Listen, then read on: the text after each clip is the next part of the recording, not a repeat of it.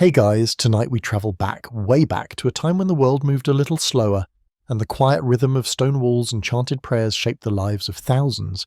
You can almost feel the damp chill seeping from the ancient stones as you step through the heavy oak door of a medieval monastery. Picture the faint scent of beeswax candles mixing with damp earth and something else, maybe old parchment, maybe slightly stale bread. It's a place of strict routine, deep quiet, and unexpected secrets. It's a world far removed from our own noisy, brightly lit lives, a world where people willingly chose austerity, discipline, and frankly some incredibly early wake-up calls. If the thought of getting up before dawn for compulsory singing doesn't lull you into immediate unconsciousness, then this might just be the historical deep dive that finally does. So before you get comfortable, take a moment to like the video and subscribe, but only if you genuinely enjoy what I do here. Let me know where you're tuning in from and what time it is there. Now, dim the lights, maybe turn on a fan for that soft background hum, and let's ease into tonight's journey together. You find yourself standing in a vast courtyard, enclosed by imposing stone buildings. This is a monastery, a community of monks who have dedicated their lives to God.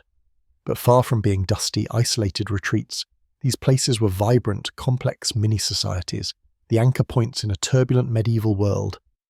They weren't just places for prayer, they were powerhouses of learning, charity, and perhaps surprisingly serious agricultural and economic activity. Think of them less like quiet libraries, though they had those, and more like self-contained medieval enterprises, complete with their own farms, workshops, guest houses, and extensive landholdings. The monks themselves weren't just contemplating the divine all day, they were administrators, labourers, scribes, teachers, and skilled craftspeople. The very structure of their day was meticulously planned, a constant, almost hypnotic cycle of work and worship known as the Opus Dei, the work of God. Your day here begins long before the sun even thinks about rising, in the freezing darkness of the chapel for matins. You stumble out of a hard cot, pull on your habit, and join the procession, the cold stone floor chilling your bare feet, if you're lucky enough not to be wearing sandals in winter. The air is thick with the smell of old incense and cold stone. Your voice joins the low drone of chanting, a sound that fills the space, vibrating in your chest, perhaps helping to push away the sleepiness, or maybe just making you want to curl up and nap right there in the pew. This early service is just the beginning. Throughout the day, at specific times, lauds at dawn, prime, terce, sext, nuncheon around the middle of the day, vespers in the evening, and compline before finally collapsing into bed, you will return to the chapel to sing psalms and pray. It's a relentless schedule of communal prayer, punctuating periods of manual labour, private study, or copying manuscripts in the scriptorium. This structured life, governed by rigorous rules, wasn't just about spiritual discipline, it was the engine that made monasteries function. The most famous and influential of these sets of rules is the Rule of St. Benedict, written in the 6th century. This is a foundational text in Western monasticism, providing practical guidelines for community life, covering everything from how to elect an abbot, the head monk, to the allocation of daily tasks, the amount of food and drink permitted, and even rules about speaking. It balanced prayer and work, spiritual development, and practical living. It's a mainstream historical fact that the widespread adoption of Benedictine rule across Europe provided a framework for monastic life that endured for centuries, shaping not just the lives of monks but also influencing broader societal norms regarding discipline, organisation, and the value of labour. It essentially laid out the corporate structure for a medieval spiritual enterprise, complete with job descriptions and HR policies, though thankfully without the mandatory team-building exercises and less communal chanting counts, which it probably does. Life wasn't all chanting and hard work, though it was mostly that. There were moments for reading and study, often in the cloister, a covered walkway around a central garden, a place for quiet contemplation or reading aloud. Imagine the sounds here, the rhythmic chanting from the chapel, the scratching of quills in the scriptorium, the distant clanging from a workshop, the gentle rustle of wind in the garden, all overlaid by a profound sense of quiet, a deliberate absence of the world's usual clamour. You're encouraged, even required, to read, especially scripture and theological texts, but also, importantly for our story, practical manuals and guides. Monasteries became vital centres for several key reasons. In a world where political structures were often fragmented and unstable, monasteries offered a degree of stability and continuity. They were safe havens, repositories of knowledge when literacy was rare outside the clergy, and economic anchors. They accumulated vast tracts of land, often through donations from wealthy patrons seeking spiritual merit, a nice way to secure your spot in heaven while offloading some troublesome property. Managing this land required agricultural expertise, labour, and organisation, skills the monks developed and refined. They were pioneers in drainage, crop rotation, and animal husbandry, turning wild land into productive farms that could feed not just the monastery but also support the surrounding population in times of hardship. They also served as hostels for travellers, including pilgrims, merchants, and even royalty, offering a bed and a meal when other options were scarce or non-existent. This hospitality was part of their Christian duty, outlined in rules like Benedict's, which emphasised welcoming guests as if they were Christ himself. This constant flow of people, combined with their agricultural output and land management, made monasteries significant economic players in the medieval landscape. They produced surplus goods, grain, wool, timber, and yes, dairy products, that could be traded or sold. A quirky tidbit about monastic life often overlooked is the sheer scale of manual labour involved. Forget the image of monks solely hunched over books. A significant part of their day was spent working with their hands, out in the fields, tending livestock, in workshops crafting goods, or maintaining the monastery buildings themselves. St. Benedict's rule explicitly stated, "Idleness is the enemy of the soul," and therefore the brethren ought to be occupied at fixed times in manual labour and again at fixed times in sacred reading. This wasn't just a token effort. It was essential to the self-sufficiency of the community. You might find yourself knee-deep in mud digging a drainage ditch, or hauling stones for a new building, or perhaps milking cows. It was a full-spectrum, physically demanding life alongside the intellectual and spiritual pursuits. It probably kept them pretty fit, though this diet could sometimes be a bit predictable. Historians still argue whether monasteries were the sole preservers of classical learning during the so-called Dark Ages.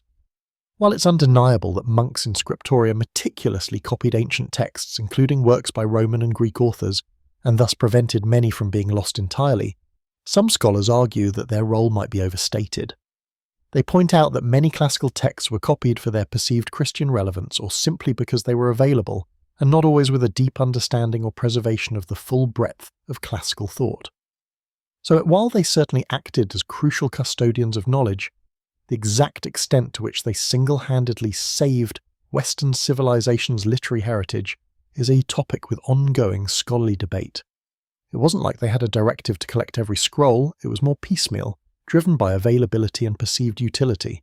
The complexity of managing a large, self-sufficient community, maintaining extensive land holdings, producing goods, housing guests, and fulfilling the rigorous spiritual duties required a level of organisation and resource management that few other institutions of the time could match.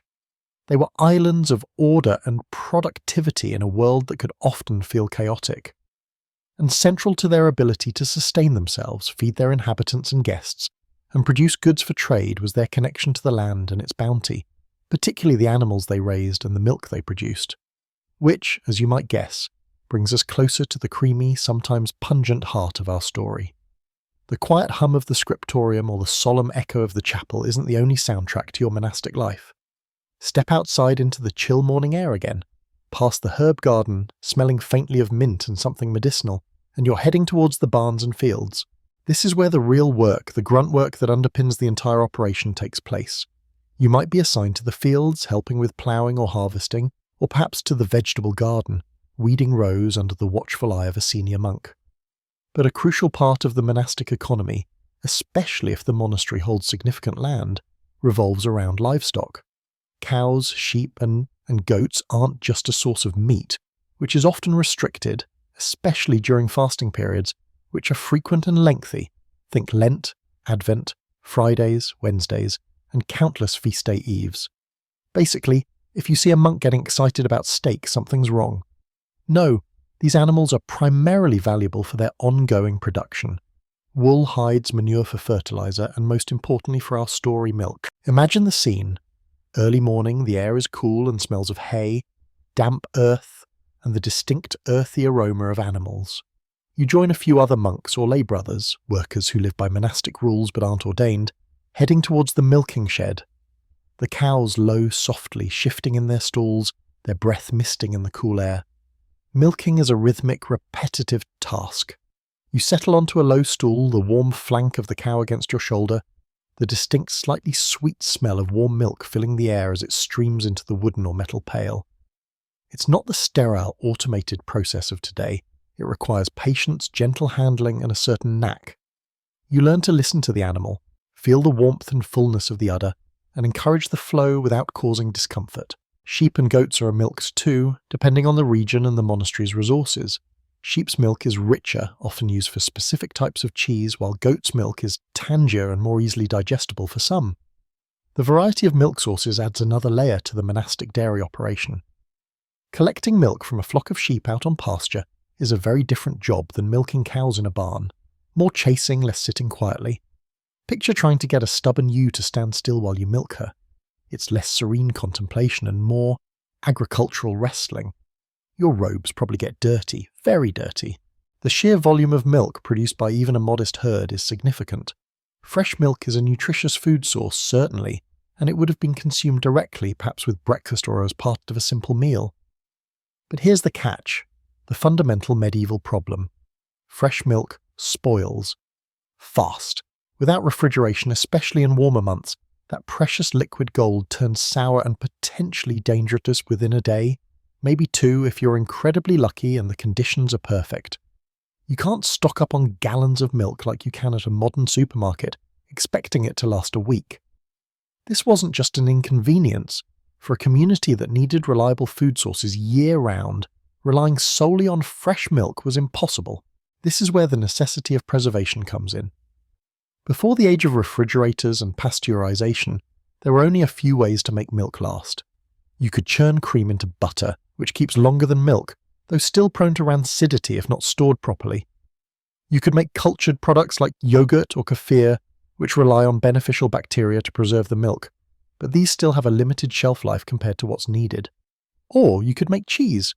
Cheese is, at its heart, a controlled spoilage process designed to remove moisture, which bacteria love, and create a stable, often aged product that can last for months, even years. It's the ultimate medieval milk hack. The monastic diet, as mentioned, often involved significant restrictions on meat consumption. This wasn't uniform across all orders or all times, but fasting was a cornerstone of spiritual discipline. Meat was seen as a luxury, perhaps too stimulating or worldly. This made other sources of protein and fat incredibly important. Fish was common, especially for monasteries near water sources, but dairy products, milk when fresh, butter and cheese, became indispensable dietary staples, providing essential calories, protein and fats, particularly during those long stretches without meat. Imagine surviving Lent, a period of intense fasting relying largely on bread, vegetables, maybe some fish and lots of cheese. It wasn't just a nutritional choice, it was a spiritual one, making dairy farming and cheese production not just practical, but integral to their way of life and their ability to adhere to their vows. A mainstream historical fact relevant here is the significant role of the post-Cistercian order in agricultural expansion and innovation across Europe during the High Middle Ages, roughly 11th to 13th centuries. The Cistercians, seeking a stricter adherence to the Benedictine rule and valuing manual labour highly, often founded their monasteries in remote, previously undeveloped areas like marshlands or dense forests. Their commitment to self-sufficiency meant they had to become expert farmers, drainage engineers and animal husbandmen. They cleared land, built complex water management systems, and developed large-scale sheep farming for wool and cattle farming for draft animals, meat and dairy. This wasn't just subsistence farming. They produced surpluses that contributed significantly to the medieval economy. Their granges, outlying farms run by lay brothers, were often centres of advanced agricultural practice for their time, including structured dairy operations. A quirky or fringe tidbit is how some monastic orders developed highly specific, localised dairy practices that bordered on proprietary knowledge.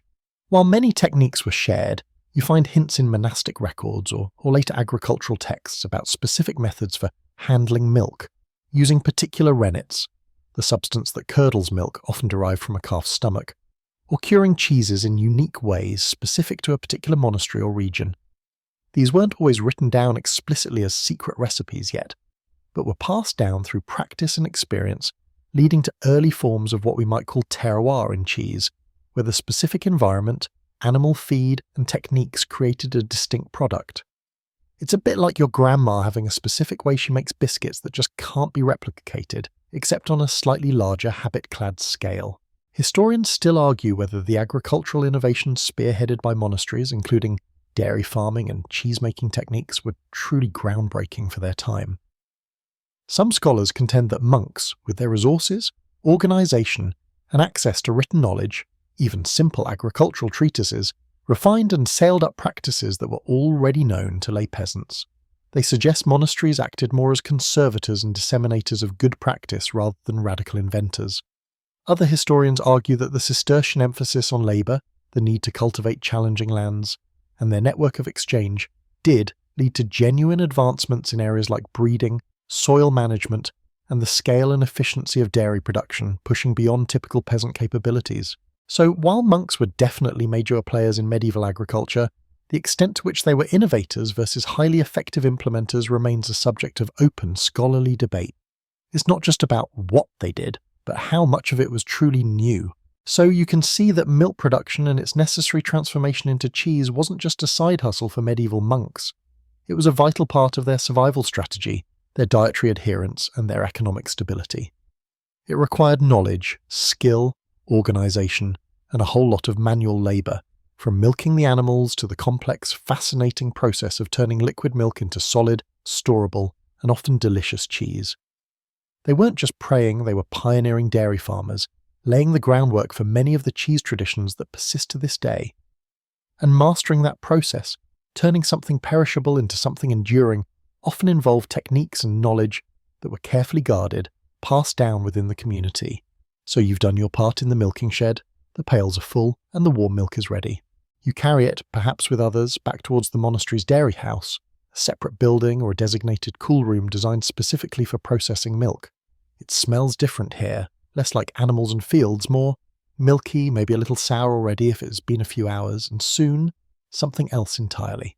Turning that liquid milk into something solid, something that won't spoil in a day.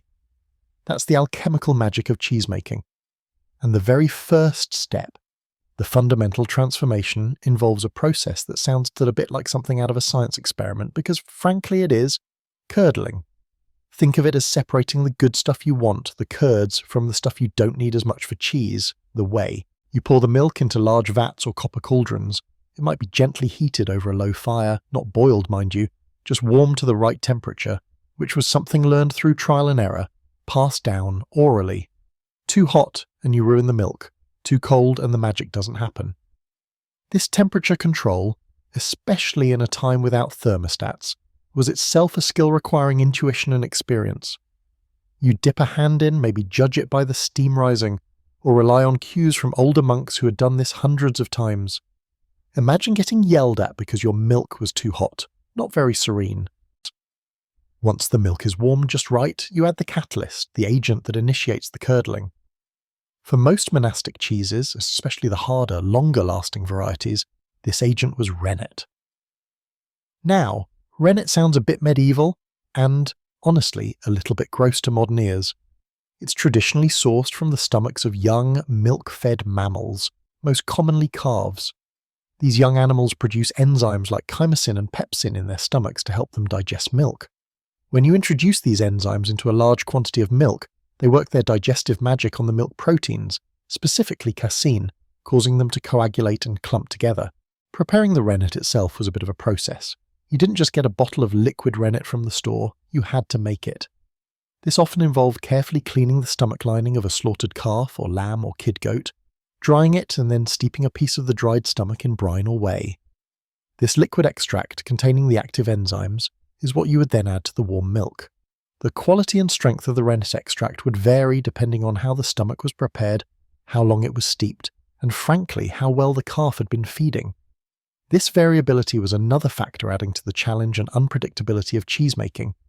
Getting consistent results with inconsistent ingredients? Yeah, good luck with that, medieval monk. You add a measured amount of this potent liquid to the warm milk, give it a stir, perhaps with a large wooden paddle, and then you wait. This is where patience comes in. You cover the vat and let the rennet do its work. Slowly, gradually, the milk changes. It stops being a homogeneous liquid. You might peer under the cover after a while and see the surface beginning to thicken, a jelly-like consistency forming. The enzymes are breaking down the milk proteins, causing them to link up and form a network, trapping the fat and other solids. This transformation from liquid milk to a solid mass floating in a greenish liquid is the moment of curdling. The solid mass is the curd, the future cheese. The greenish liquid left behind is the whey. The separation is quite distinct, like milk that has dramatically divorced itself into two very different components. You can test for a clean break by inserting a knife into the solidified milk and lifting. If the curd splits cleanly and the whey fills the gap, it's ready. A mainstream historical fact is that the use of animal-derived rennet for cheesemaking dates back thousands of years, long before the medieval period, and was the dominant method across Europe and parts of Asia for creating solid, storable cheeses. This wasn't a monastic invention, but monasteries certainly mastered and scaled up its use, refining techniques for consistency which were likely superior to most peasant households due to their controlled environment and resources. A quirky or fringe tidbit is that while animal rennet was most common, some monastic communities or groups used plant-based alternatives, particularly during periods of strict fasting or for specific dietary reasons. Thistle flowers, like cardoon thistle, fig tree sap, or even certain types of moss were known to have curdling properties. Using these would result in different textures and flavours compared to animal rennet, adding another layer of subtle variation to the cheeses produced across different abbeys or regions.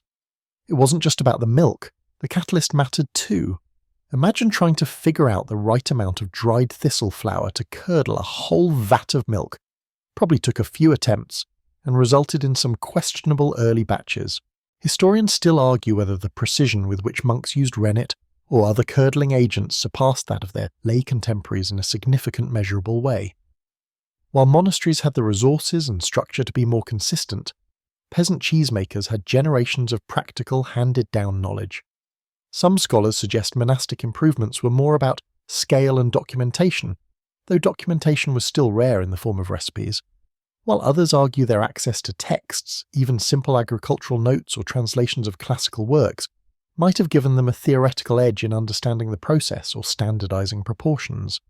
So the degree to which monastic rennet usage was uniquely advanced is a subject of open scholarly debate. Once the curd has formed and achieved the right firmness, the next crucial step is cutting it.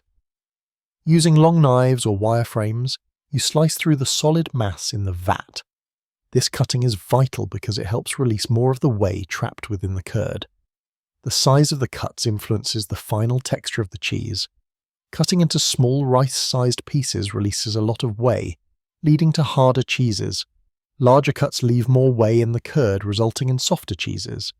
This step requires feel and judgment, knowing when the curd is ready and how finely to cut it based on the type of cheese you intend to make. It's a splashy, messy business, the greenish whey sloshing as you work the knife through the wobbly, solidifying milk. The whey drains away, leaving you with the precious curds. What happens to the whey?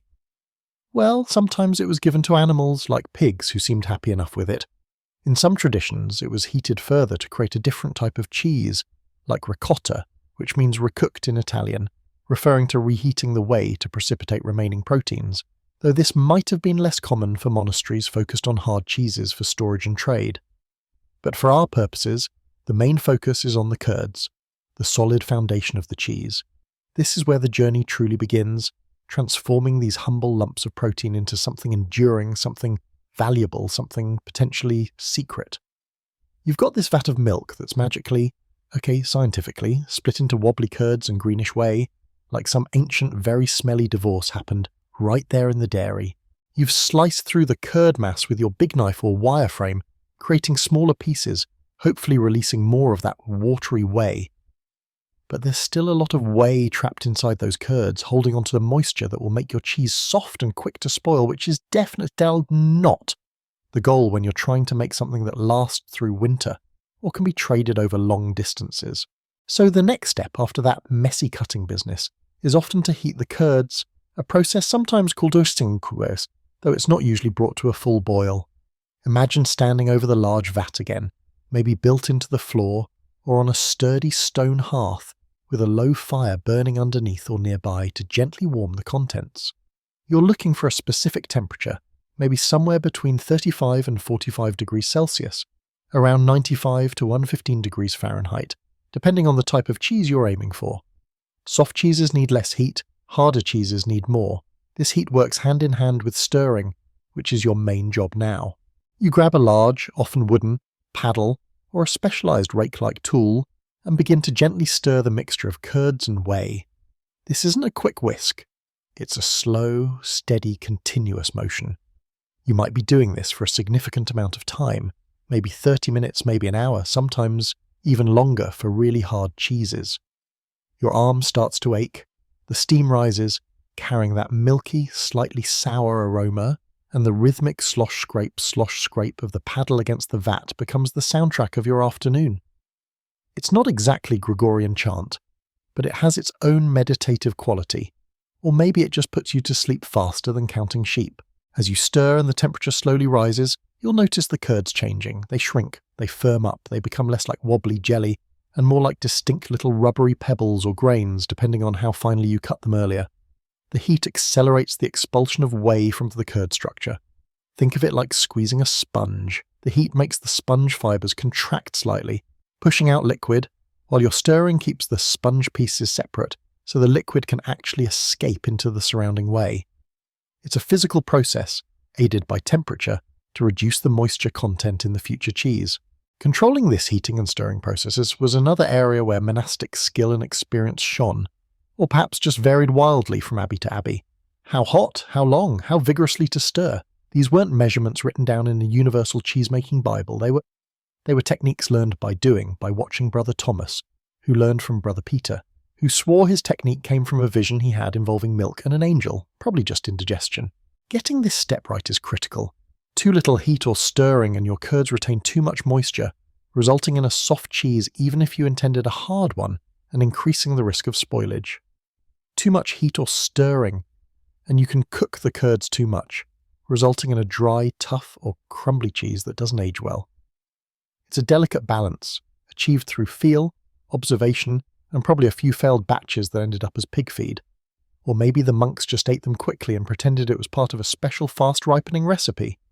Ah yes, the Brother Martin's mistake cheese, a delightful novelty. A mainstream historical fact is that this process of heating and stirring curds, known as scalding or cooking the curds, is a fundamental step in the production of many classic hard and semi-hard cheeses across Europe, including types that later became famous like Gruyere, Emmental, and Cheddar. While not solely a monastic technique, it was certainly one that monastic communities, needing storable food sources, would have practiced extensively and perhaps refined. A quirky or fringe tidbit related to this stage involves the whey itself. While often given to animals or sometimes used for simple ricotta-like cheeses, in some regions or specific monastic traditions, whey had other uses. It could be fermented into a mildly alcoholic drink called whey wine or posset, sometimes used medicinally, or just as a refreshing, slightly tangy beverage. Imagine a monk unwinding after a long day of prayer and cheesemaking with a nice glass of warm, slightly boozy whey. Probably tasted interesting. Historians still argue whether the specific design of monastic dairies, including the vats used for heating and stirring curds, contributed significantly to the quality or consistency of their cheese compared to lay cheesemakers. Were monastic vats built with better temperature control mechanisms, like integrated hearths? Were their tools for stirring more effective at keeping curds separate? Some scholars suggest these infrastructure advantages played a role in standardizing monastic cheese production, while others argue that it was primarily the dedicated labor force and accumulated knowledge rather than the physical setup that made the difference. So whether the monastery's building itself made better cheese is an open scholarly debate. Once the heating and stirring are complete and the curds have reached the desired firmness and size, it's time to separate them definitively from the whey. This is the major draining step. You might use a large scoop to carefully lift the curds out of the vat and transfer them into baskets or moulds lined with cheesecloth.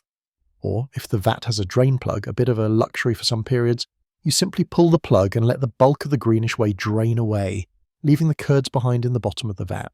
This is still a bit of a wet, steamy process. The air in the dairy room is thick with moisture, and the smell of warm milk and sour whey. As you scoop all the whey drains, you see the curds, now much smaller and firmer, piling up.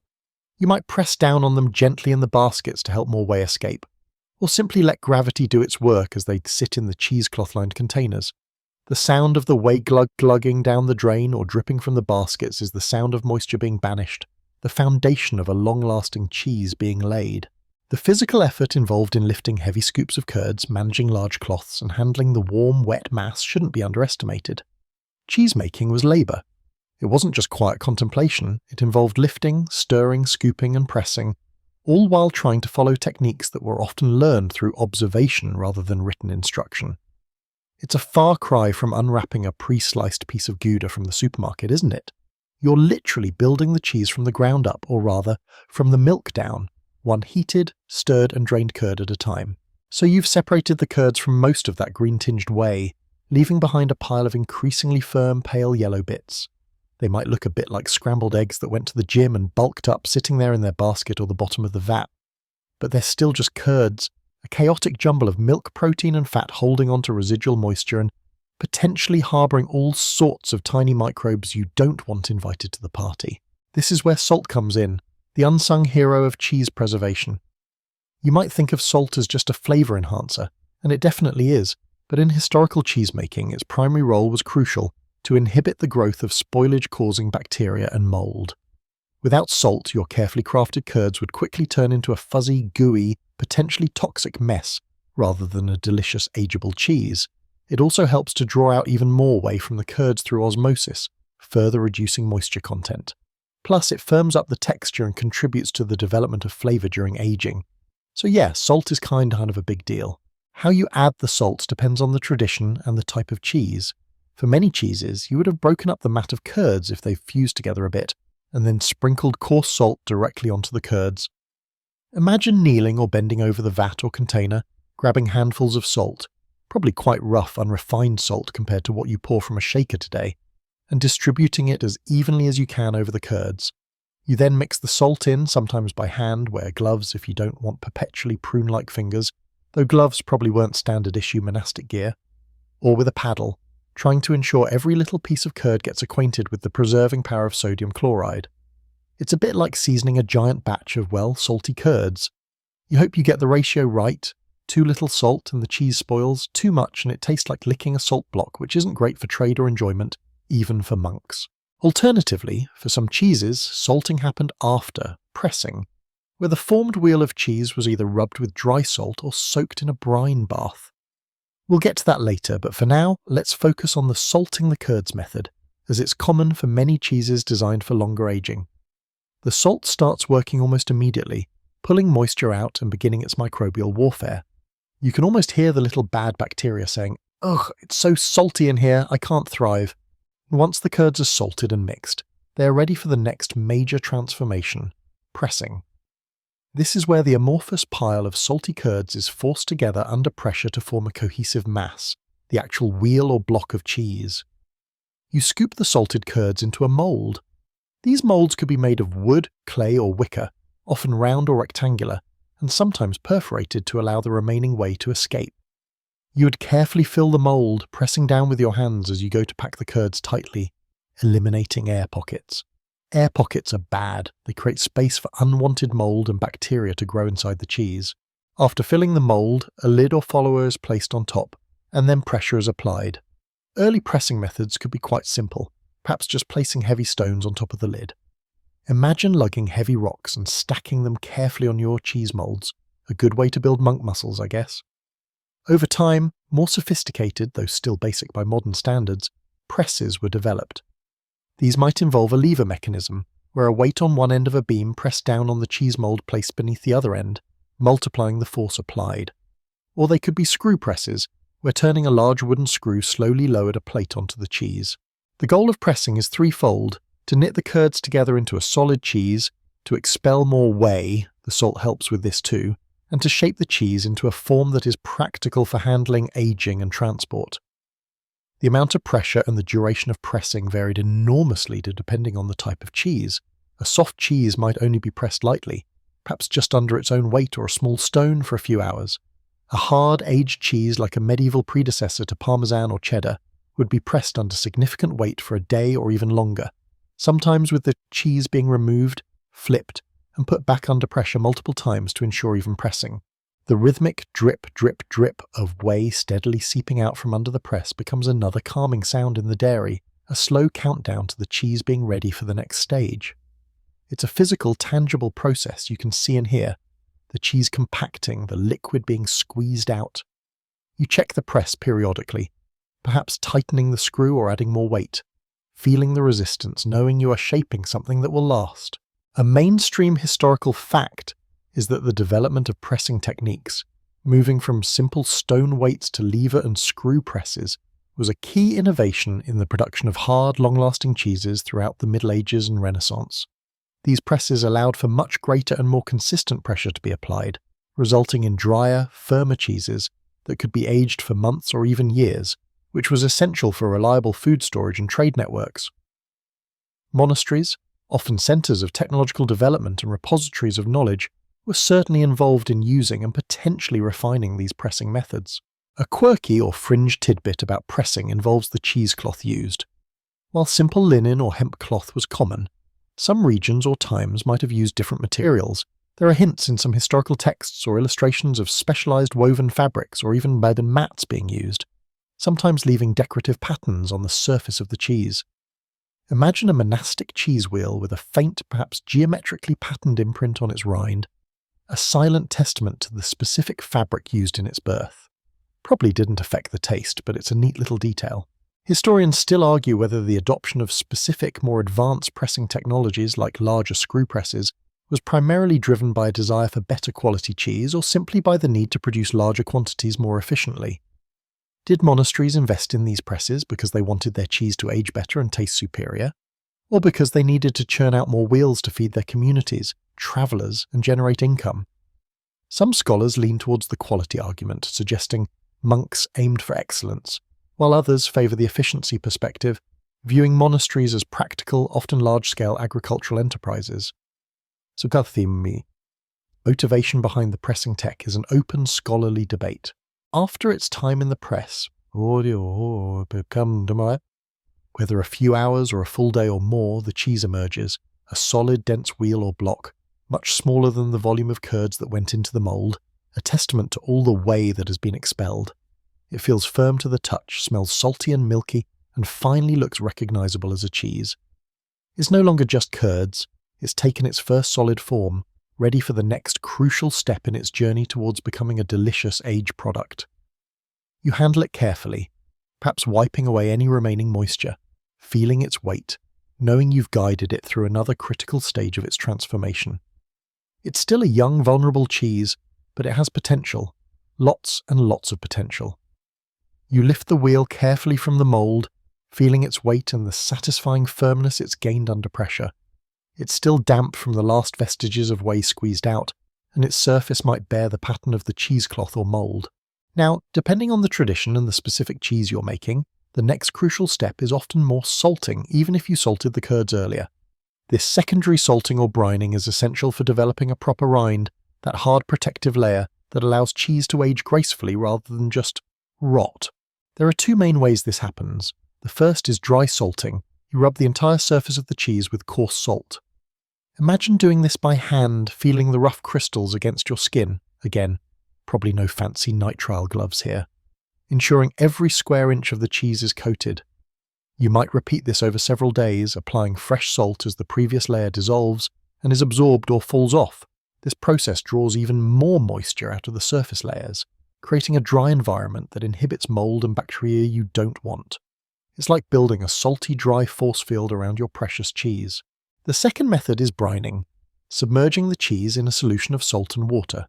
The cheese wheel floats or needs to be weighted down, soaking in the salty bath for a period that could range from a few hours for a smaller, softer cheese to several days for a large, hard wheel. This method ensures a very even distribution of salt over the surface and helps to create a consistent rind. It's a more controlled way to salt the outside, perhaps requiring less manual labour than repeated dry rubbing, though managing large brining tanks had its own challenges. Imagine the sheer effort of lifting large cheese wheels in and out of heavy vats of brine. Probably made you think twice about skipping Arm Day, if Arm Day was a monastic concept, which I'm pretty sure it wasn't. Both methods have the same goals: preservation, flavour development, the salt is absorbed into the cheese over time, and rind formation. The salt on the surface hardens the proteins and creates that barrier. Without a good rind, the cheese is vulnerable to all sorts of invaders, from undesirable molds to pesky insects.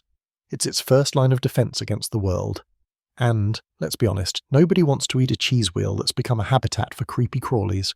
Once salted, the cheese needs to dry slightly on the surface before heading to its long-term home, the aging cellar. You might place it on wooden shelves in a cool, airy room for a few days. This is where the surface moisture evaporates, and the salty rind starts to solidify. You turn the cheeses regularly during this drying phase to ensure even drying and prevent them from sticking to the shelves. It's a bit like sunbathing for cheese, just, without the sun and with a lot more flipping involved. Then comes the move to the cellar. Monasteries were often ideal places for aging cheese. They frequently had stone-built cellars dug into the ground or built into hillsides, which provided naturally stable conditions. Think cool temperatures year-round, even during hot summers, and relatively high humidity. These conditions are crucial for slow, controlled aging. Too warm, and the cheese ages too fast or spoils, too dry and the rind cracks, too wet and unwanted surface molds run rampant. A good cheese cellar is a carefully balanced ecosystem. Stepping into a monastic cheese cellar would have been an experience. The air would be cool and damp, carrying the distinctive complex aroma of aging cheese, a blend of lactic tang, earthy notes from molds, and the sharpness of ammonia from protein breakdown.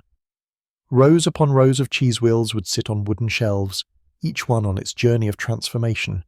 Some might be pristine, their rinds clean and smooth. Others might be covered in a light dusting of desirable white or blue mold, carefully cultivated or allowed to grow naturally. The wooden shelves themselves were important. Porous wood allows for air circulation around the cheese and helps to absorb excess surface moisture, preventing the bottom of the cheese from becoming too wet. Different types of wood might even impart subtle flavours over very long aging periods, though that level of detail might have been accidental rather than planned. You'd have to keep the shelves clean, scrubbing them regularly to prevent the buildup of unwanted molds or bacteria that could contaminate the cheese. It was a constant battle against invisible and sometimes visible forces. Maintaining the perfect cellar environment required diligence. Monks might have used simple methods to regulate humidity, like sprinkling water on the floor if it was too dry or increasing ventilation on humid days. They would monitor the temperature, knowing that fluctuations could negatively impact the aging process. It was a blend of traditional wisdom, observation, and constant care. You're essentially becoming a cheese shepherd, guiding your flock of wheels through the long night of aging. A mainstream historical fact is that monastic communities played a significant role in preserving and developing agricultural practices, including cheesemaking, during the Middle Ages, often documented in their cartularies, collections of charters and documents, or even in their daily routines described in monastic rules. The stability and resources of monasteries allowed them to dedicate the time and space necessary for producing an aging cheese on a scale, and with a consistency that was difficult for individual peasant farmers to achieve. Their cellars became literal storerooms of wealth and nutrition. A quirky or fringe tidbit involves the microbiome of the cellar. Before the age of stainless steel and sanitization, the very stones, wood and air of a cellar developed its own community of microbes, bacteria, yeasts and molds. These microbes, often unique to a specific location, could significantly influence the flavour and development of the cheese rind and interior. It wasn't just the milk or the starter culture. The terroir of the cellar itself played a role. Some specific desirable molds might have been unconsciously cultured in these spaces, leading to the development of regional cheese characteristics. It was like having a secret ingredient embedded in the very walls. Historians still argue whether the specific types of molds and bacteria present in monastic cellars were intentionally managed for desired outcomes, or if their effects were largely accidental and simply observed over generations. Did monks understand that washing a rind with brine or local cider was feeding certain microbes while inhibiting others? Or did they just know it produced a cheese that aged well and tasted good? The degree to which they consciously manipulated the microbial environment of their cellars for specific cheese characteristics is an open, scholarly debate. So the cheese sits on the shelf, the silent work of aging beginning. The salt starts to migrate inwards, slowing down enzymatic action in the centre while further inhibiting spoilage on the surface. Microbes, both desirable and undesirable, begin to colonize the rind. It's a slow, complex process, one that requires patience and regular attention. You might stop by the cellar daily, checking on the cheeses, turning them, perhaps washing or brushing the rinds depending on the tradition. It's a quiet, humble task, but one absolutely vital to transforming a simple lump of salted curds into a masterpiece of flavour and texture. Each wheel is a promise of future sustenance, a physical manifestation of effort, time, and the delicate balance of nature and craft. The air in the cellar is thick and cool, smelling of damp stone, earthy mould, and the slow, quiet work of time. You look at the rows of cheeses stretched out before you on their wooden shelves. Each one is a little world unto itself, undergoing a transformation guided by the subtle forces of the environment and your care. The initial drying is done, and now begins the longer process of aging. Your primary daily task, or at least very regular task, is turning the cheeses. You walk down the aisle, selecting a wheel, feeling its weight, checking its surface. With a practiced hand, you lift it and flip it over. It lands with a soft thud on the shelf. Why turn them? Primarily to ensure even moisture distribution and aging. Gravity pulls moisture downwards, so without turning, the bottom of the cheese could become too wet and prone to undesirable spoilage, while the top might dry out excessively and crack. Turning also prevents the cheese from sticking to the wooden shelf, which, trust me, is a pain to deal with if it happens. Imagine trying to peel a large, heavy, slightly sticky cheese off a wooden board without damaging it. Not fun, it's a simple action but vital, like remembering to water your plants or, occasionally getting off the couch. Beyond turning, the rind requires constant attention. Depending on the type of cheese, you might wash the rind regularly. This isn't like giving it a bubble bath. It's usually done with a cloth or brush dipped in a liquid. Sometimes it's just plain water, which helps keep the rind pliable and encourages the growth of certain types of surface molds or bacteria. More often, especially for some of the more robust monastery cheeses, the wash might be brine, salt water, which helps control unwanted molds while promoting the growth of desirable salt-tolerant bacteria like Brevibacterium linens. Yes, that's the stuff responsible for the smell of many washed rind cheeses, a bit footy, shall we say, but in a good cheese way, not a seriously dude take off your shoes way. Other traditions used local liquids for washing. Imagine using cider, beer, or even grape marc, the residue left after pressing grapes for wine, to wash the rinds. These liquids contained yeasts and bacteria that could significantly influence the development of the rind and contribute unique flavours to the cheese. It was like feeding specific snacks to your rind microbes to get them to produce the cool colours and smells you wanted. This regular washing and brushing also helps remove unwanted surface molds that could detract from the flavour or even spoil the cheese. You're essentially grooming your cheeses, trying to keep them looking sharp and aging gracefully. As you care for the rind, the real magic is happening inside the cheese. This is where enzymes, both from the rennet used to coagulate the milk and from the milk itself, slowly break down the proteins and fats. This process is called proteolysis and lipolysis, and it's crucial for developing the complex flavours and textures we associate with aged cheese. A fresh cheese is relatively bland and rubbery. An aged cheese is crumbly or creamy, sharp or nutty, with layers of flavour.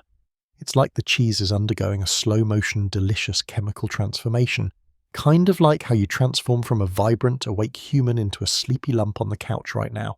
The specific conditions in the cellar, temperature, humidity, and the resident microbial population dictate how quickly and in what way these internal changes occur. Warmer temperatures speed things up, leading to faster aging but potentially less complexity. Cooler temperatures slow it down, allowing more nuanced flavours to develop over a longer period.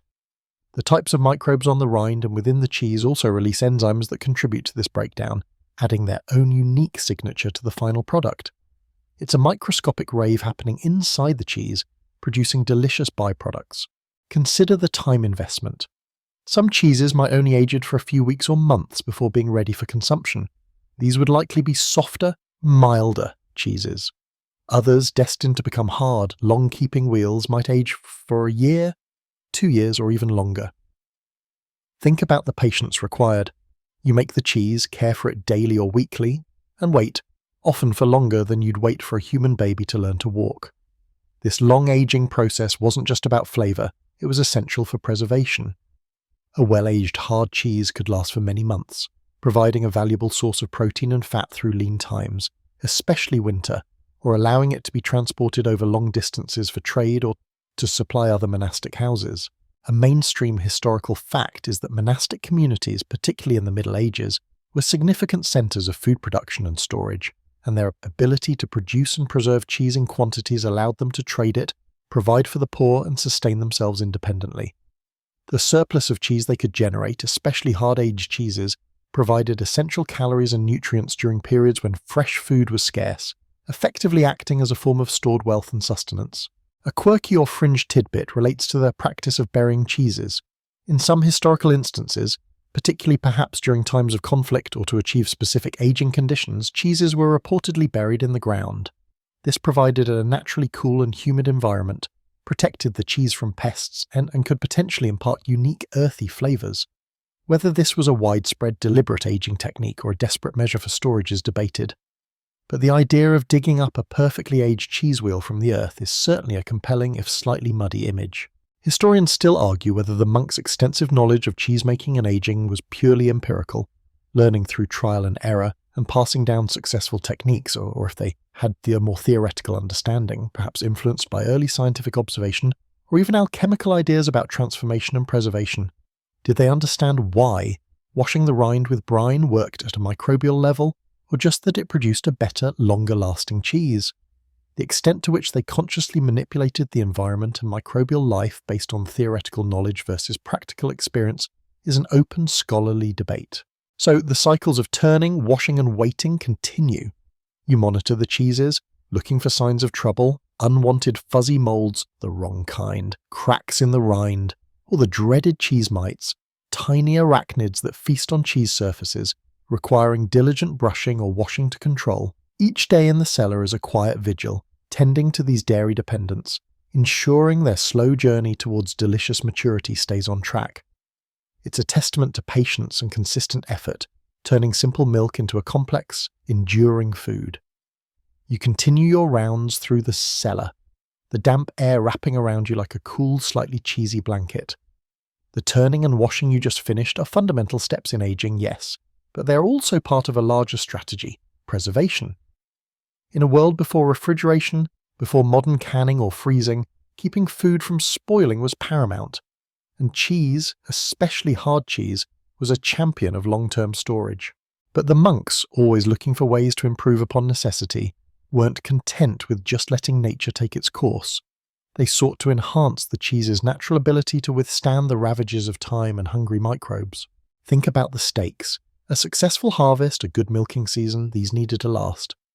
For the monastery, preserving food meant security through the lean winter months, the ability to feed the community, care for the sick, and distribute to the poor. It also meant a valuable commodity for trade, a stable asset in an unstable world. A wheel of cheese that could last not just weeks but months or even years was liquid gold, or perhaps solidified white gold, so any technique that extended shelf life was highly valued. One primary method to boost preservation, which you've already touched upon with brine washes, is salt. Salt is a powerful inhibitor of microbial growth. Adding salt directly to the curds before pressing draws out whey and inhibits many spoilage bacteria. Washing the rind with brine creates a high salt environment on the surface, discouraging unwanted molds and insects. The monks would have been masters of salt application, understanding how much was needed for different types of cheese and storage times. Too little and it spoils. Too much and it's just a block of salt posing as cheese. It's a delicate balance, like trying to add just enough sugar to your coffee without turning it into syrup. They didn't have precise measurements like we do, relying on touch, taste, and generations of accumulated wisdom passed down in the monastery. Beyond salt, the rind itself was a key focus for preservation. It acts as a natural barrier protecting the vulnerable interior. Rind treatments were varied and often specific to the region or the monastery's tradition. Remember that washing we discussed? That wasn't just for surface microbes. It helped keep the rind supple, preventing cracks, which are entry points for spoilage organisms. Some traditions involved rubbing the rind with oil, butter, or even ash. Ash, particularly from certain types of wood or plants, contains alkaline compounds that can inhibit microbial growth. It also creates a hard, protective crust. Imagine rubbing a fine layer of wood ash onto your cheese. Sounds a bit rustic perhaps, but it was an effective sealant and preservative. Then there were coatings. Wax, beeswax particularly, was used in some areas to create a completely sealed barrier around the cheese, shutting out air and microbes. This was particularly effective for long-distance transport or very long aging. You'd melt the wax, perhaps infused with herbs, and dip or brush the cheese wheel until it was fully encased in a protective waxy shell.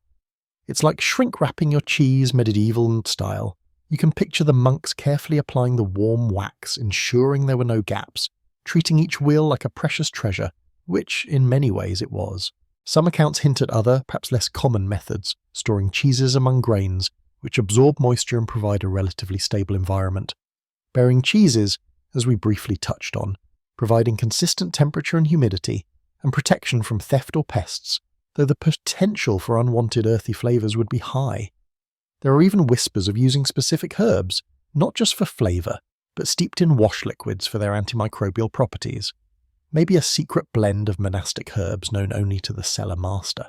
The secret aspect of these recipes and techniques wasn't necessarily about entirely unique inventions nobody else knew existed. More likely it lay in the combination of techniques, the precise timing, the specific strains of milk or starter cultures they maintained, though their understanding of microbes was empirical, not scientific in the modern sense, the unique conditions of their cellars, and the refinements they developed over centuries through meticulous practice and observation. It was a holistic approach, where the quality of the milk, the specific rennet used, the temperature control during curdling, the pressing technique, the salt application, the rind treatment, and the aging environment all came together in a complex interplay. They didn't just make cheese, they curated it. Consider the environment itself. A good aging cellar was cool, humid, and had excellent air circulation. Monasteries often had access to natural caves, deep stone cellars, or crypts which provided these ideal conditions year-round. These weren't just storage rooms, they were carefully managed ecosystems. The very stones, the floor, the wooden shelves absorbed and released moisture, contributing to the microclimate.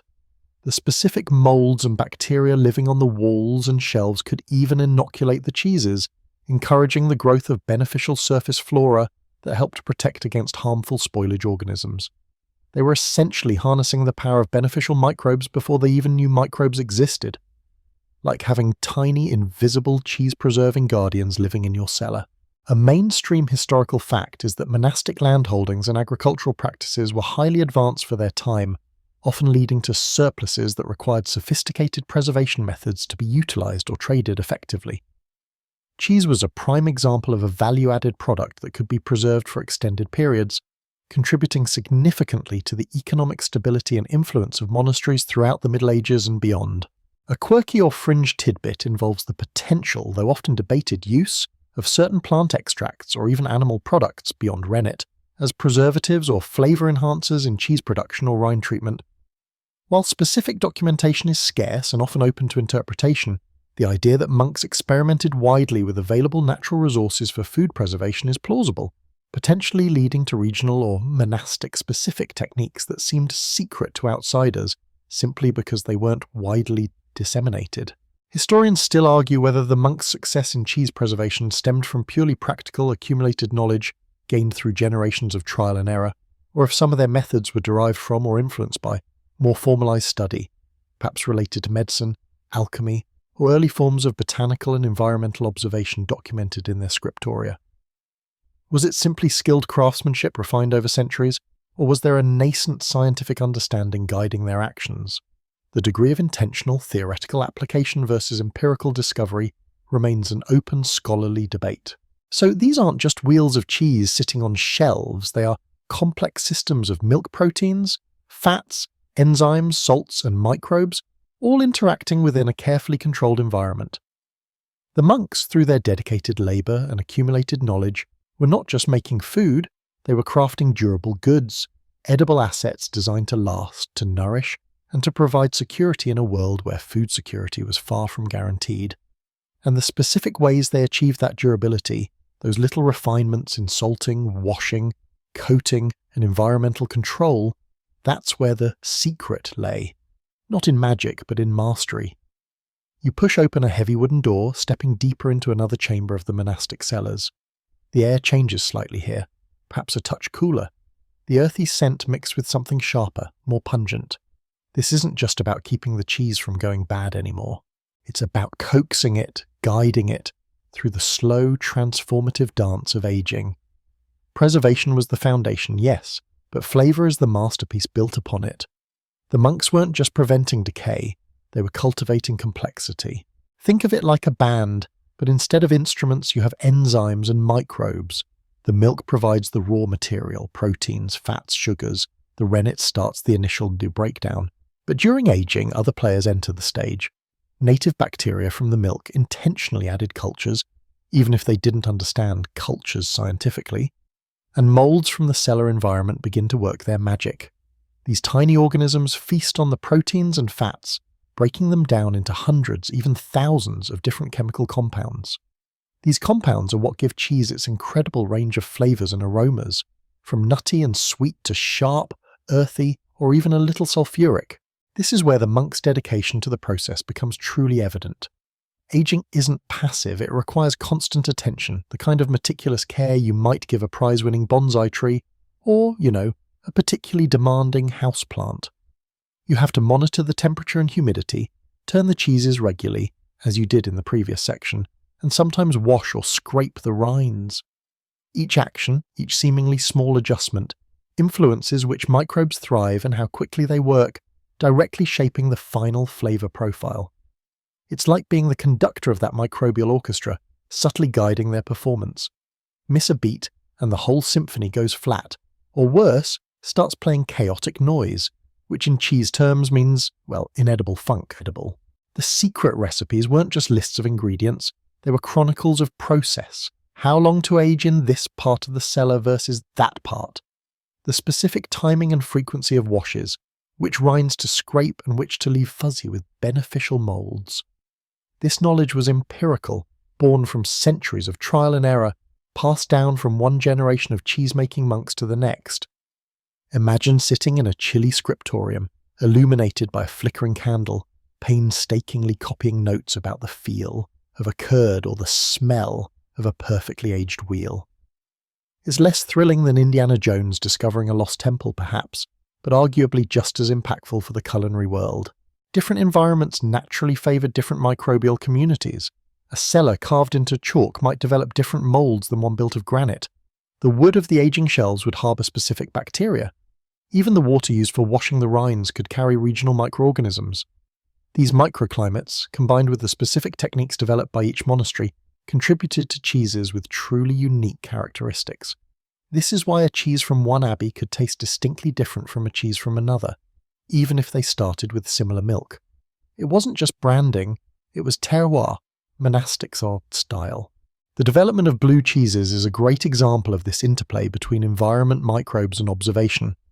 Penicillium molds responsible for those distinctive blue veins and pungent flavours are often found naturally in caves or specific aging environments. It's highly likely that some of the earliest blue cheeses were the result of happy accidents, a cheese stored in a cave that naturally had Penicillium roqueforti spores, which then inoculated the cheese and, instead of ruining it, transformed it into something uniquely delicious. The monks, being observant and practical, would have noticed this, perhaps replicated the conditions and selectively aged cheeses in places where this blue magic occurred. From accidental funk to coveted delicacy through careful observation and management. Who knew mould could be so sophisticated? A mainstream historical fake is that the medieval period, despite its challenges, saw significant advancements in agricultural techniques and food preservation, with monasteries often at the forefront of innovation and the systematic documentation of these practices. Their ability to produce, preserve, and store surplus food, particularly cheese, contributed significantly to their economic power and role in sustaining communities during times of famine or instability. A quirky or fringe tidbit relates to stories, often apocryphal, of monks using unusual methods to introduce specific moulds or flavours, such as storing cheeses near particular types of plants, or even within animal hides, though that sounds less appealing for flavour and more for, shall we say, character. While hard evidence is scarce, it speaks to the experimental nature of medieval food production and the lengths people would go to achieve desired results.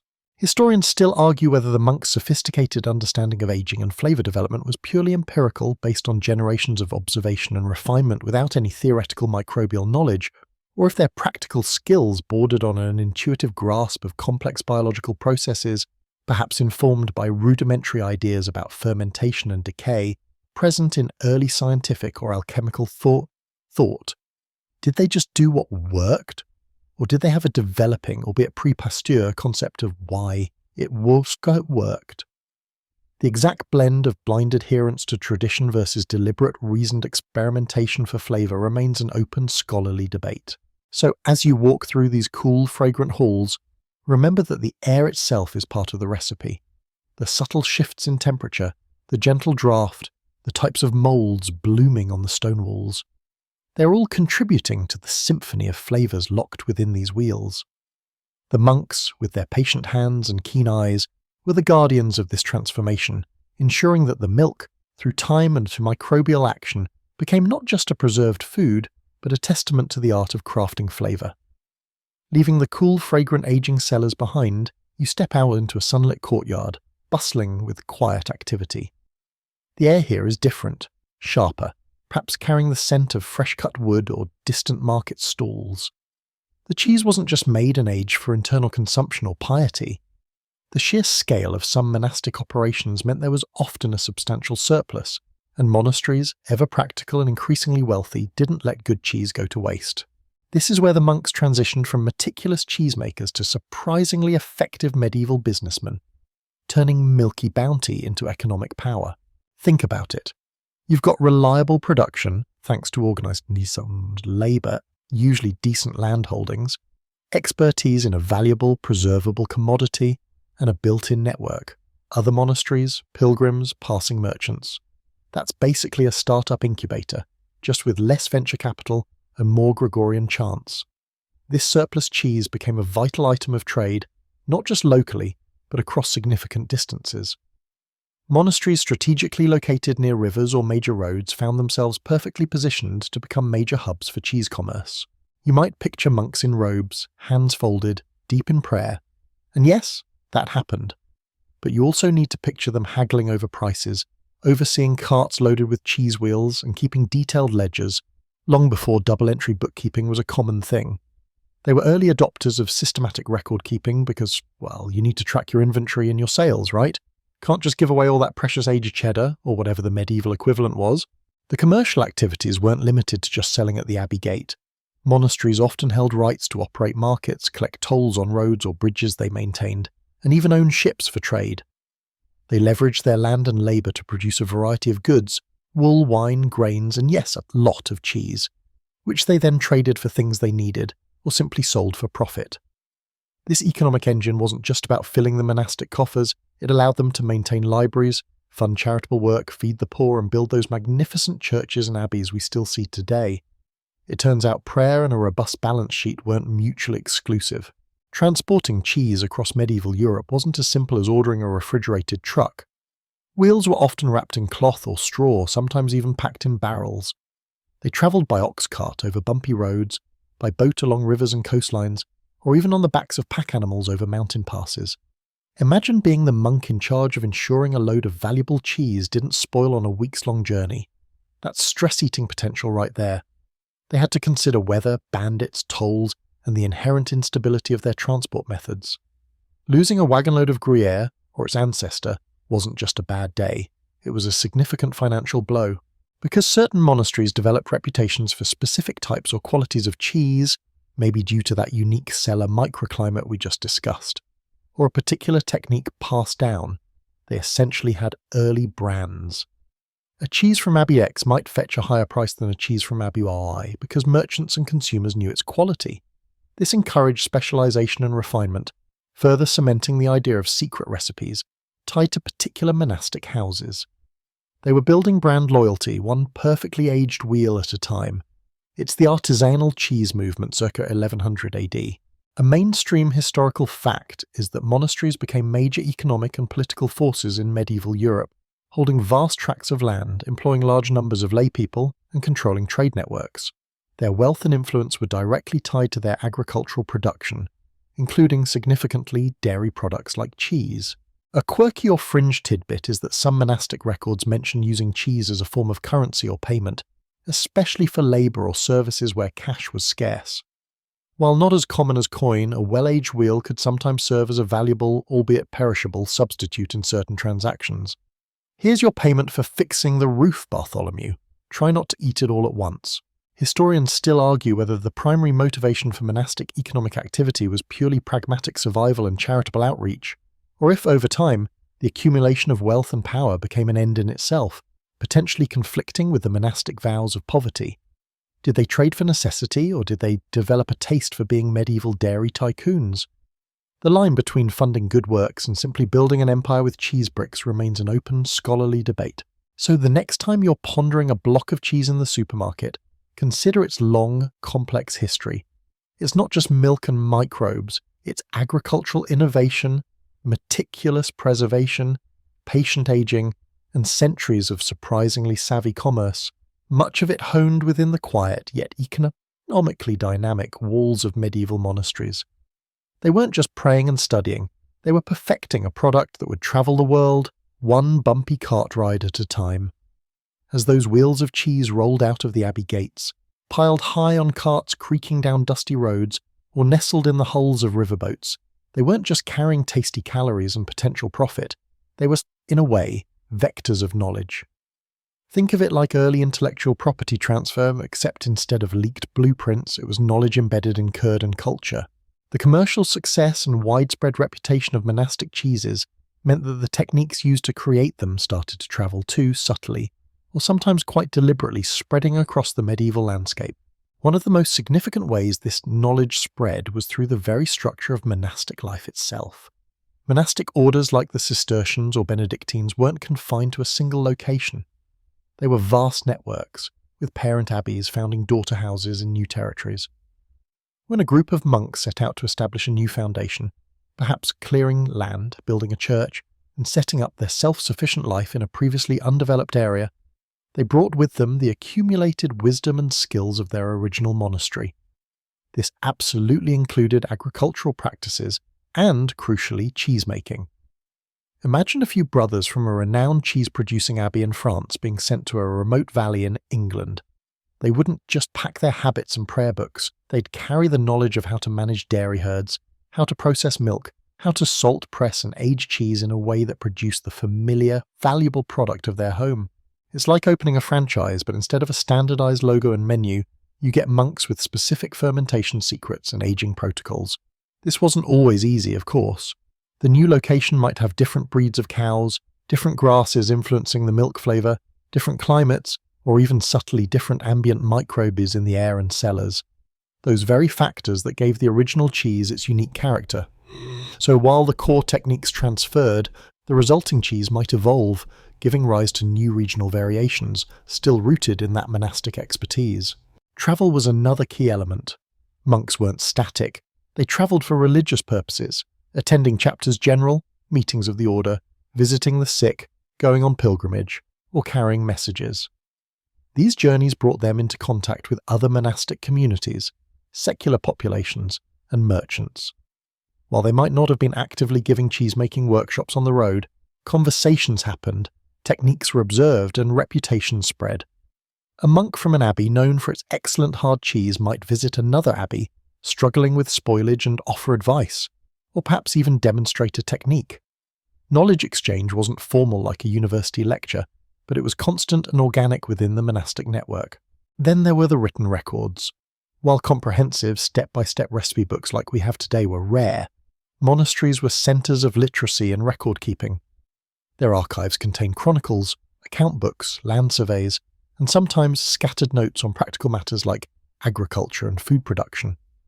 These might not be detailed how-to guides for cheese, but they could contain information on herd management, milk yields, quantities of salt used, or descriptions of storage conditions that offer clues into their methods. Piecing these fragments together is like being a historical detective trying to reverse engineer a lost process from cryptic notes and laundry lists. It highlights how valuable information was, even when not explicitly documented as a recipe. Furthermore, monastic life wasn't solely conducted by professed monks. Lay brothers and hired labour played crucial roles, especially in manual tasks like farming, herding, and the more physically demanding aspects of cheesemaking. These individuals living and working alongside the monks absorbed skills and knowledge. When they left the monastery, perhaps returning to secular life or moving to a different estate, they took that practical experience with them. This created a conduit for monastic knowledge to spread into the wider lay community, influencing local agricultural practices and potentially improving cheese-making techniques outside the abbey walls. It was a form of vocational training, medieval style. So the notion of secret recipes isn't quite as simple as a locked vault containing a scroll with mystic instructions. While monasteries certainly kept their best practices close to the chest to maintain their quality and commercial advantage, the realities of monastic life, expansion, travel, documentation and interaction with laypeople, meant that the core knowledge wasn't entirely sealed away. It spread, evolving and adapting as it went, contributing to the rich tapestry of European cheese traditions. A mainstream historical fact is that monasteries, particularly during the early and high Middle Ages, were pioneers in agricultural innovation and land management, actively cultivating land, introducing new crops or techniques, and improving livestock breeding, including dairy cows, which directly supported their cheese-making endeavours. A quirky or fringe tidbit comes from some scattered accounts mentioning that certain monasteries would keep specific types of moulds or cultures almost like pets, nurturing them carefully in their cellars because they knew these particular microbial communities were essential for giving their cheese its distinct flavour and texture. They understood intuitively the power of microbial terroir long before germ theory was a twinkle in anyone's chateau's eye. Historians still argue whether the spread of monastic cheesemaking primarily involved the direct transfer of specific, unique techniques, or if it was more about monasteries acting as centres of excellence that refined and standardised existing local practices, which were then disseminated through their networks. Was it the invention of entirely new wheels, pun intended, or the polishing of already round ones? That remains an open scholarly debate. So you see, the influence of monastic cheese wasn't just about filling stomachs or accumulating wealth. It was about the transmission of practical knowledge, a slow, steady diffusion of skills that helped shape dairy farming and cheesemaking across continents. It's a reminder that even quiet, contemplative communities can be powerful engines of practical innovation and cultural exchange, all thanks to the humble, transformative power of milk, and perhaps a little bit of microbial magic. But, as with all golden ages, the era of monastic dominance in cheesemaking wasn't destined to last forever.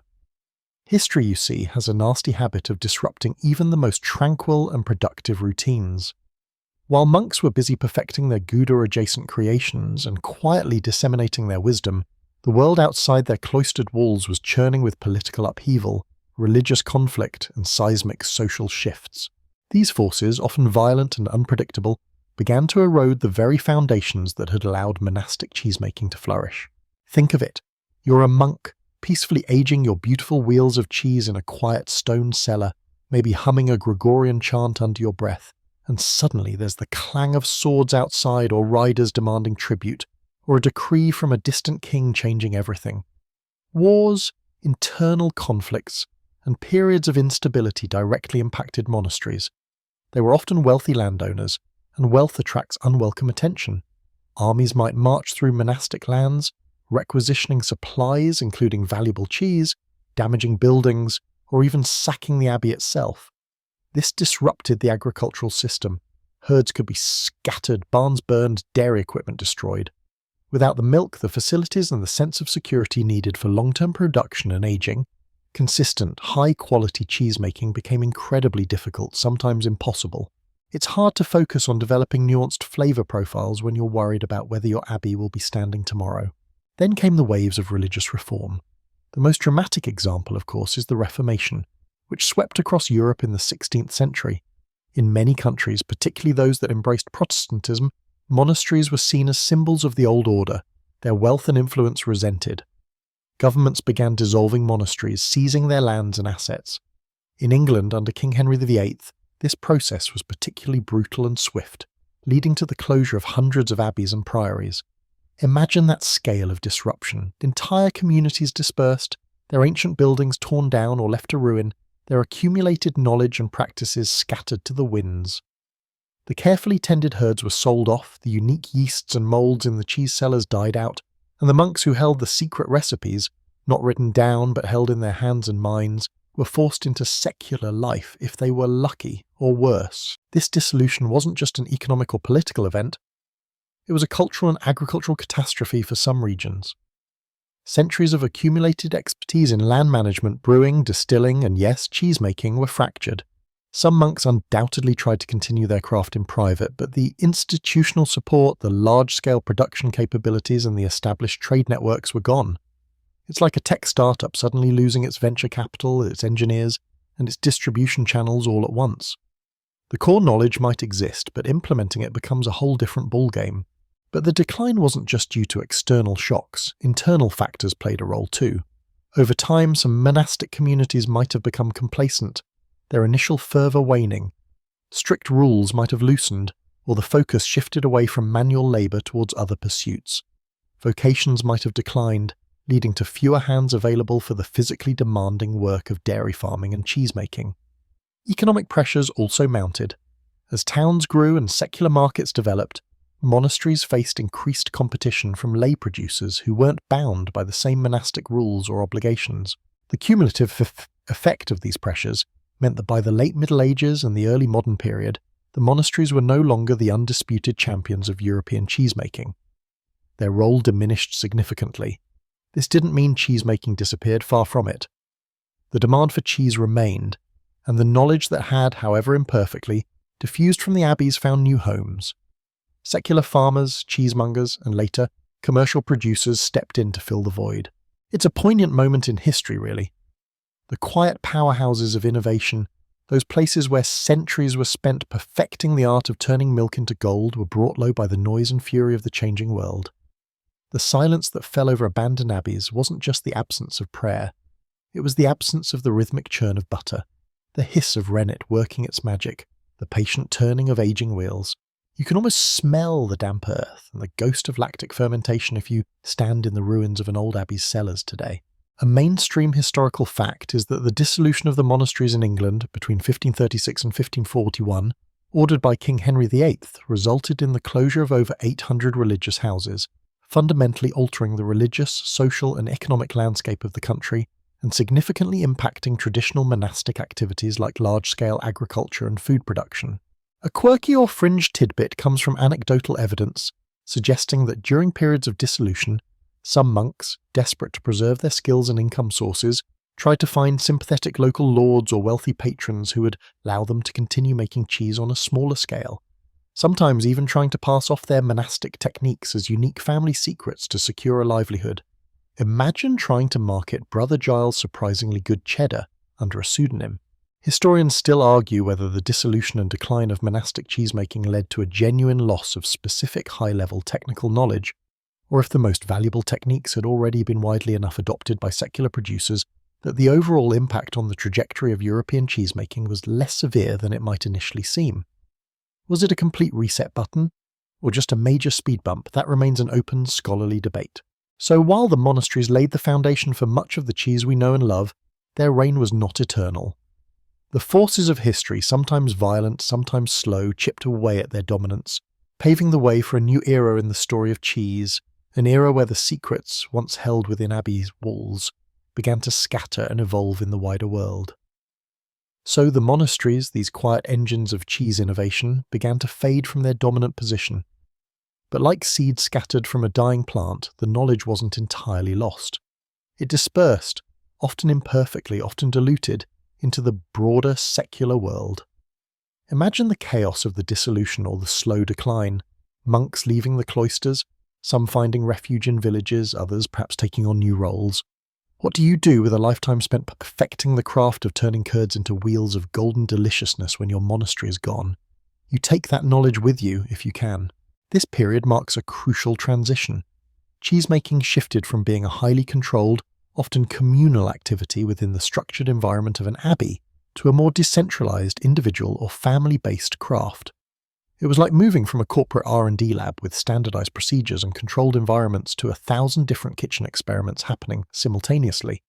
The secrets, once held within thick stone walls, were now whispered across farm fences or demonstrated crudely in farmhouses. This wasn't always a smooth transfer.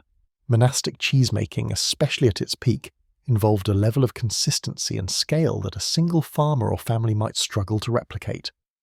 They had access to large, well-managed herds, dedicated facilities, the leisure time, relative to a busy farmer, to experiment and refine techniques, and crucially, establish networks for trading and distributing their cheese.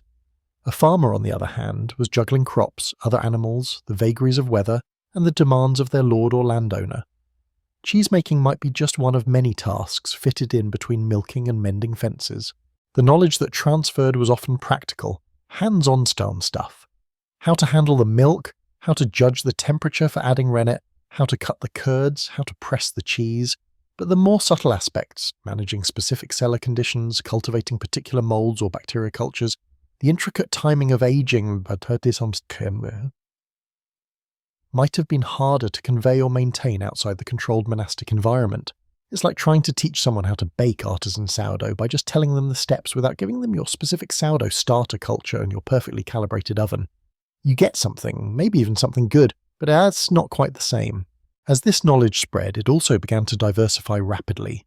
Monasteries, while having regional variations, shared a common goal of producing durable, high-quality cheese suitable for trade or long-term storage. Secular production, however, was more closely tied to immediate local resources and needs. The type of milk available, whether predominantly cow, sheep, or goat, varied significantly by region and directly influenced the cheese produced.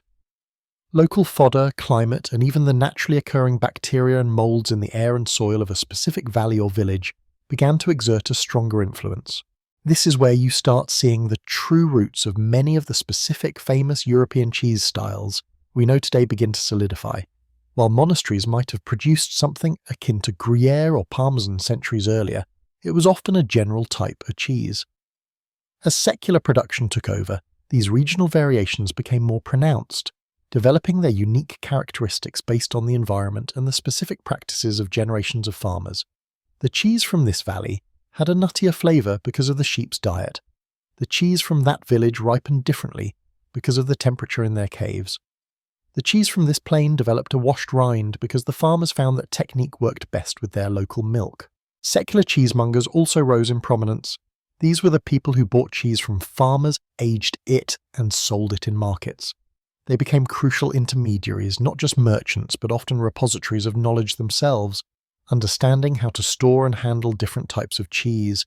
They didn't make it, but they knew how to care for it, how to spot quality, and how to market it. Think of them as the sommeliers of the cheese world, guiding customers through the burgeoning variety. The transition wasn't overnight, and monastic influence didn't vanish completely everywhere at once. Some monasteries survived the initial waves of dissolution or reform and continued cheesemaking on a reduced scale for centuries. But the era of their dominance was over.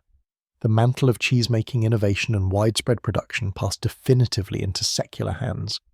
And with this shift came a liberation in a way. While monastic rules often dictated certain practices, like using rennet derived only from animals slaughtered within the abbey, secular producers were free to experiment more broadly, perhaps trying new techniques or incorporating local ingredients. It's easy to imagine a former monk sitting in a small farmhouse showing a farmer's wife the trick to getting just the right firmness in the curd, a technique he learned over decades in the abbey dairy. That technique, simplified or adapted, then becomes part of the family's tradition, passed down through generations, subtly changing with each iteration until it's something entirely new, though carrying echoes of its monastic origins.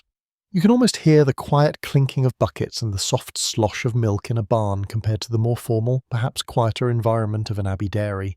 A mainstream historical fact is that the growth of urban centres and secular markets from the late Middle Ages onwards created a consistent and increasing demand for food products like cheese, providing the necessary economic incentive for secular farmers and cheesemakers to scale up their production and refine their techniques to meet this market need.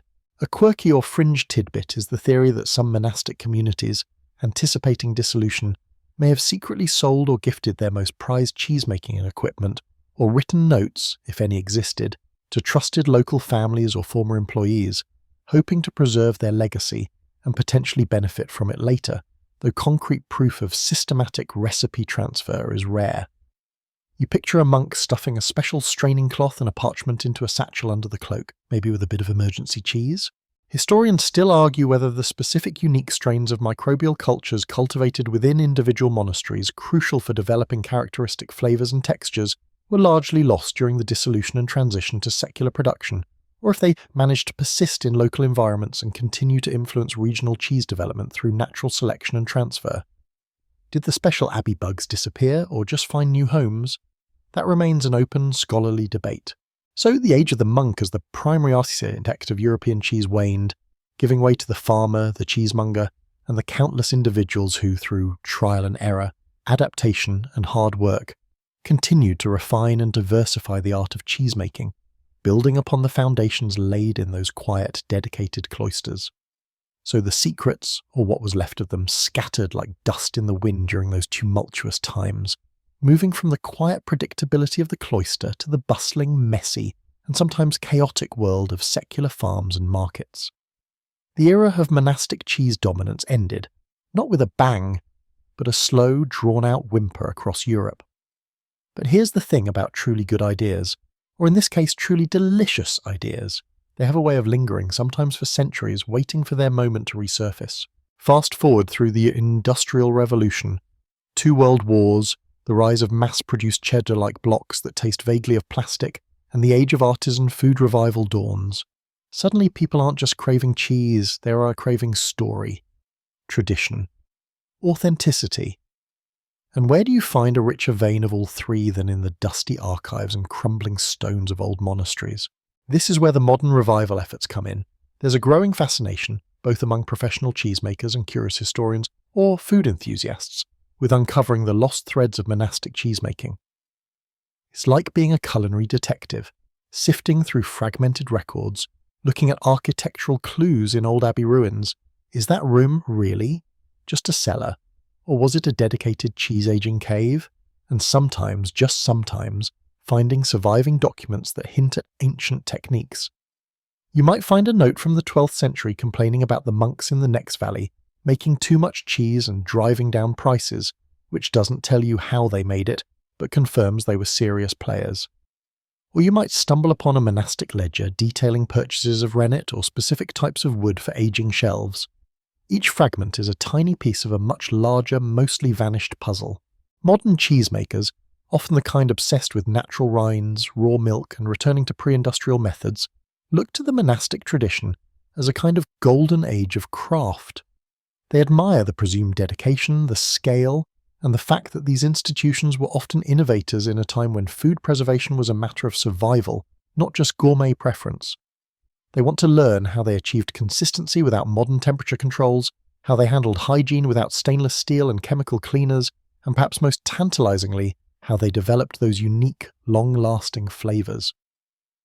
It's a bit like trying to recreate a complex medieval tapestry when you only have a few faded threads and descriptions from someone who saw it once. The challenges are immense. As we touched on before, detailed step-by-step recipes of the kind you'd find in a modern cookbook are exceedingly rare from the medieval period, especially monastic ones. Knowledge was often transmitted orally through apprenticeship or recorded in cryptic notes that assumed a high level of existing understanding. A note might say, "Add the herb for taste," without specifying which herb, how much, or when.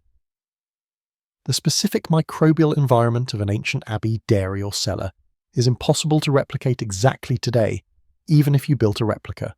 The very air contained unique consortia of bacteria and molds, influenced by the local stone, the wood, the surrounding fields, and centuries of cheesemaking activity. Changes in livestock breeding mean the milk itself is different from what was available 1,000 years ago. Modern hygiene standards, while necessary and beneficial, also preclude the natural development of some of the microbial life that was crucial to historical cheese ripening. You can't just scrape the mold off a medieval wall and rub it on your cheese, tempting as that might sound for some people. Despite these hurdles, real progress is being made. Some active monastic communities in Europe, like certain abbeys in France or Belgium, have revived cheesemaking, sometimes attempting to reconstruct their own historical practices based on tradition and available records, though often adapting them to modern regulations. Secular cheesemakers are experimenting with techniques like using wooden equipment, carefully sanitized, aging in natural caves, or working with raw milk from heritage breeds, inspired by the principles they infer from monastic history. Researchers are even using modern scientific techniques, like analyzing microbial DNA from ancient cheese remnants found in archaeological digs, to try and understand the specific cultures that were present It's a cool blend of history, microbiology, and gastronomy. The romantic appeal of monastic cheese also drives this revival. There's an inherent story in a cheese made in a place dedicated to prayer and work, a connection to a deep, sometimes hidden, history. People imagine quiet cloisters, diligent monks patiently tending to wheels of cheese, a world away from the noise and rush of modern life. This narrative adds a layer of perceived value and mystique, even if the modern cheese isn't exactly what the monks were making centuries ago. It's like buying a reproduction antique. It looks the part and tells the story, even if it wasn't actually there back then. A mainstream historical fact is that the Cistercian order, known for its emphasis on manual labour and self-sufficiency, played a particularly significant role in agricultural development across Europe during the Middle Ages, including pioneering land management, livestock breeding, and food production techniques like cheesemaking and winemaking on a large scale. A quirky or fringe tidbit is the occasional discovery of seemingly random objects buried near old abbey dairies, perhaps small personal effects or even strangely shaped tools, leading to speculation about whether these were part of lost cheesemaking rituals or simply misplaced items that became part of the archaeological record, though explanations are often mundane. Oops, dropped my spoon in the mud outside the dairy. Historians still argue whether modern attempts to replicate historical monastic cheeses, even with sophisticated scientific analysis, can truly capture the original flavour profiles, given the fundamental changes in milk, environment, and microbial life over centuries, or if they are destined to be delicious but ultimately distinct interpretations. Are we making monk-style cheese or monk cheese? That remains an open scholarly debate. So while the age of the monk as the dominant cheesemaker is long past, their legacy endures, not just in the scattered fragments of knowledge that seeded secular traditions, but in the active pursuit today to rediscover, understand, and perhaps even recreate the cheesy wonders born within those quiet, dedicated walls. So the secrets, or what was left of them, scattered like dust in the wind during those tumultuous times, moving from the quiet predictability of the cloister to the bustling, messy, and sometimes chaotic world of secular farms and markets. The era of monastic cheese dominance ended, not with a bang, but a slow, drawn-out whimper across Europe. But here's the thing about truly good ideas, or in this case, truly delicious ideas. They have a way of lingering, sometimes for centuries, waiting for their moment to resurface. Fast forward through the Industrial Revolution, 2 world wars, the rise of mass-produced cheddar-like blocks that taste vaguely of plastic, and the age of artisan food revival dawns. Suddenly people aren't just craving cheese, they're craving story, a tradition, and authenticity.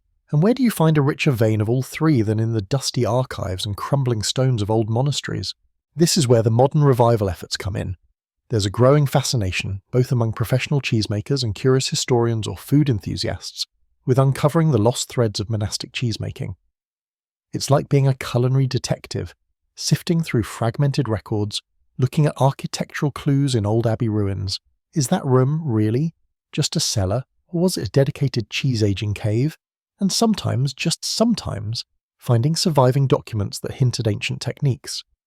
You might find a note from the 12th century complaining about the monks in the next valley making too much cheese and driving down prices, which doesn't tell you how they made it, but confirms they were serious players. Or you might stumble upon a monastic ledger detailing purchases of rennet or specific types of wood for aging shelves.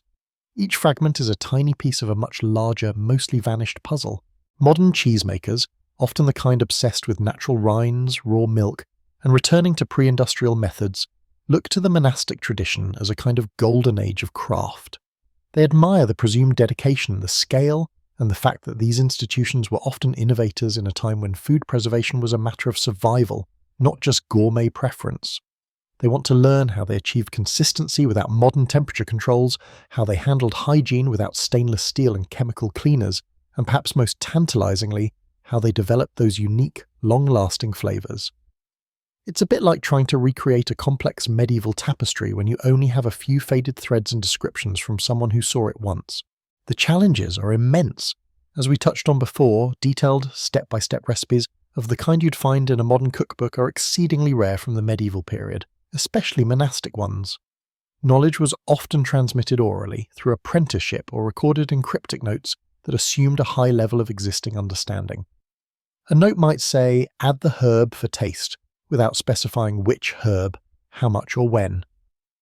The specific microbial environment of an ancient abbey dairy or cellar is impossible to replicate exactly today, even if you built a replica. The very air contained unique consortia of bacteria and molds, influenced by the local stone, the wood, the surrounding fields, and centuries of cheese-making activity. Changes in livestock breeding mean the milk itself is different from what was available 1,000 years ago. Modern hygiene standards, while necessary and beneficial, also preclude the natural development of some of the microbial life that was crucial to historical cheese ripening. You can't just scrape the mold off a medieval wall and rub it on your cheese, tempting as that might sound for some people. Despite these hurdles, real progress is being made. Some active monastic communities in Europe, like certain abbeys in France or Belgium, have revived cheese-making, sometimes attempting to reconstruct their own historical practices based on tradition and available records, though often adapting them to modern regulations. Secular cheesemakers are experimenting with techniques like using wooden equipment carefully sanitized, aging in natural caves, or working with raw milk from heritage breeds, inspired by the principles they infer from monastic history. Researchers are even using modern scientific techniques, like analyzing microbial DNA from ancient cheese remnants found in archaeological digs. To try and understand the specific cultures that were present, it's a cool blend of history, microbiology, and gastronomy. The romantic appeal of monastic cheese also drives this revival. There's an inherent story in a cheese made in a place dedicated to prayer and work, a connection to a deep, sometimes hidden history. People imagine quiet cloisters, diligent monks patiently tending to wheels of cheese, a world away from the noise and rush of modern life. This narrative adds a layer of perceived value and mystique, even if the modern cheese isn't exactly what the monks were making centuries ago. It's like buying a reproduction antique. It looks the part and tells the story, even if it wasn't actually there back then. A mainstream historical fact is that the Cistercian order, known for its emphasis on manual labour and self-sufficiency, played a particularly significant role in agricultural development across Europe during the Middle Ages, including pioneering land management, livestock breeding, and food production techniques like cheesemaking and winemaking on a large scale. While their peak passed, some orders continue these traditions today. A quirky or fringe tidbit is the occasional discovery of seemingly random objects buried near old abbey dairies, perhaps small personal effects, or even strangely shaped tools, leading to speculation about whether these were part of lost cheesemaking rituals or simply misplaced items that became part of the archaeological record, though explanations are often mundane. Oops, dropped my spoon in the mud outside the dairy. You might find a monk's lost spectacle lens offering a brief blurry glimpse into their world, or perhaps just a rock that looks vaguely like a cheese press. Historians still argue whether modern attempts to replicate historical monastic cheeses, even with sophisticated scientific analysis, can truly capture the original flavour profiles, given the fundamental changes in milk, environment and microbial life over centuries, or if they are destined to be delicious but ultimately distinct interpretations. Are we making monk-style cheese or monk cheese? That remains an open scholarly debate, one that frankly gives historians something to chew on, much like a nice aged Gouda. So, while the age of the monk as the dominant cheesemaker is long past, their legacy endures, not just in the scattered fragments of knowledge that seeded secular traditions, but in the active pursuit today to rediscover, understand, and perhaps even recreate the cheesy wonders born within those quiet, dedicated walls. They left us more than just stone ruins. They left us a rich, complex, and often delicious history, waiting for us to delve in, one crumbly bite at a time. You can almost hear the distant echo of contented sighs from centuries past, perhaps punctuated by the occasional groan of a monk lifting a particularly heavy wheel of cheese. Now, as the echoes of abbeys and dairies begin to fade, the journey through time slows, your thoughts quiet, letting the images of ancient stone walls, quiet cloisters, and the gentle scent of aging cheese soften and blur, like the edges of a dream, the diligent hands of monks turning wheels, whispering prayers over milk, their focus entirely on the simple, profound act of creation. You can let go of the details now. The facts, the dates, the debates, they drift away, leaving only a sense of peace and the quiet knowledge of a history hidden in plain sight, a legacy of flavour and patience, letting the sounds around you become gentle, the fans hum, your own steady breath, feel the comfort beneath you, sinking deeper, becoming heavier, the day's worries melting away like butter on warm bread. There is nothing left to do, nowhere left to go, just this quiet moment, letting the stillness wrap around you, preparing for rest, the world outside feeling. fading into softness and sleep.